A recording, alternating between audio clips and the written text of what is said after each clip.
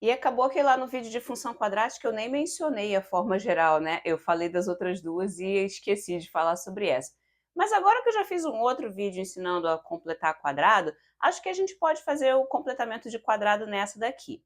Como eu estou fazendo sem usar números como exemplo, eu não sei quanto vale o A, acho melhor deixar ele aqui do lado de fora mesmo. Agora vamos distribuir esse quadrado e começar a ver quais partes tem que ser igual a quais outras partes. O coeficiente do x ao quadrado já está igual, e para o coeficiente do x ficar igual também, essas coisas verdes precisam ser iguais uma à outra. Como eu estou tentando fazer essa daqui, né? Estou supondo que aquela dali eu já sei, o que eu quero aqui é isolar o h, para ver quanto que precisa ser o h em termos de a e de b. Então ficou esse resultado aqui. Agora, antes mesmo de eu igualar os termos que não tem x, deixa eu apontar para você que talvez você já tenha visto essa expressão antes, menos b sobre 2a, e o que ela significa nesse contexto? O h aqui, quando eu estou completando o quadrado para chegar na forma do vértice da função f, o h é justamente o x do vértice, né? O k vai ser o y do vértice. Então, ó, quando você começa com essa expressão de função aqui, você já está sabendo que o x do vértice vai ter que ser menos b sobre 2a, por causa desse processo de completar quadrado aqui que a gente está executando. Vamos continuar agora. Então, para uma coisa ser igual à outra, agora as partes azuis vão ter que ser iguais também. Fica essa equação aqui. Só que quando a gente chega nesse ponto, a gente já sabe quanto vale o h, porque a gente encontrou aqui no verde. Então, posso substituir essa expressão aqui. Menos com menos vai dar mais, né? Quando eu elevar isso aqui ao quadrado. E o 2 ao quadrado vai ser 4, a ao quadrado também vai ser ao quadrado. Esse a de cima vai cortar com um dos a's de baixo. E isolando o k nessa equação aqui, a gente encontra esse valor para ele em termos do a, do b e do c que a gente tinha lá no início. O que eu quero fazer agora é pegar esse h e esse k, substituir aqui e começar a partir daí fazer outras coisas com essa função. Lembrando que aqui ficou mais porque tinha um menos na fórmula do vértice e tinha um menos no valor de h também, tá? Então ficou menos menos. Bom, aqui não tem erro não, tá? As duas são a f mesmo, porque essas duas funções são a mesma função, porque a gente fez isso de propósito, usando o procedimento de completar quadrado, para só reescrever a mesma função que estava na forma geral, agora está reescrita na forma do vértice, mas é a mesma função. Então, agora eu quero perguntar quais são os zeros dessa função. Quais são os valores de x que fazem essa equação dar igual a zero? Estou fazendo isso num momento onde a gente já viu outros exemplos no vídeo de como faz isso na forma do vértice, né? Que é só isolar o x nessa equação aqui. Estou partindo do princípio de que a gente ainda não sabe fazer quando vem na forma geral. Então, vamos trabalhar com essa de baixo aqui, só isolando o x nessa equação. Até pintei o x de vermelho ali para a gente conseguir focar que é ele que a gente está tentando isolar, tá legal? Todas essas outras coisas que estão em volta dele aqui, que não são vermelhas, vão ter que sair dali uma por uma até o x ficar sozinho.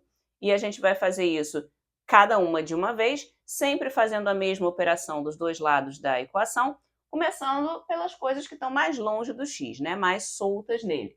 Então, posso começar somando um termo de b ao quadrado sobre 4a dos dois lados para cancelar esse aqui. Posso subtrair c dos dois lados também, porque ele também não está preso no x. Só que talvez nessa hora fosse uma boa ideia juntar esses dois termos aqui, colocando eles no mesmo denominador, só para não ficar muito confuso depois, tá bom?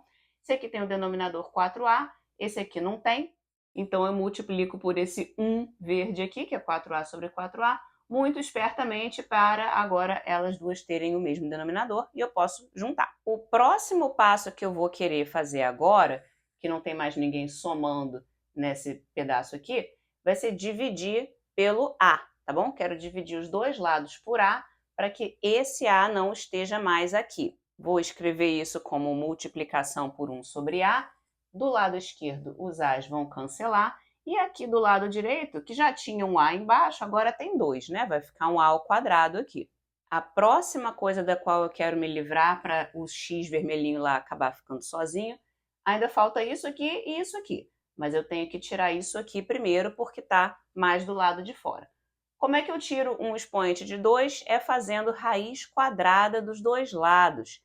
Só que quando eu faço isso, os dois erros mais comuns que eu vejo as pessoas cometendo é, um deles, esquecer de botar um mais ou menos aqui, porque toda vez que eu tiro raiz quadrada dos dois lados eu preciso colocar um mais ou menos. E o segundo erro é de desenhar uma raiz quadrada pequena demais para caber esse termo muito grande que está escrito aqui. Parece que eu estou falando uma bobagem, um detalhe, pessoal, mas não é não. Se você fizer ela muito pequena, fica parecendo que ela está só no numerador, tá? Então, como a fração é um troço visualmente grande, a sua raiz quadrada tem que ser visualmente grande também, para caber todo mundo que está ali dentro.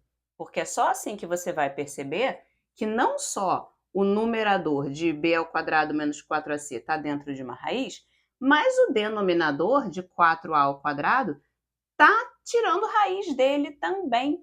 Só que ele é um termo mais simples de tirar raiz quadrada, né? Raiz de 4a ao quadrado é só 2a, enquanto que raiz de b ao quadrado menos 4ac, sei lá o que é isso. Então esse eu não vou mexer.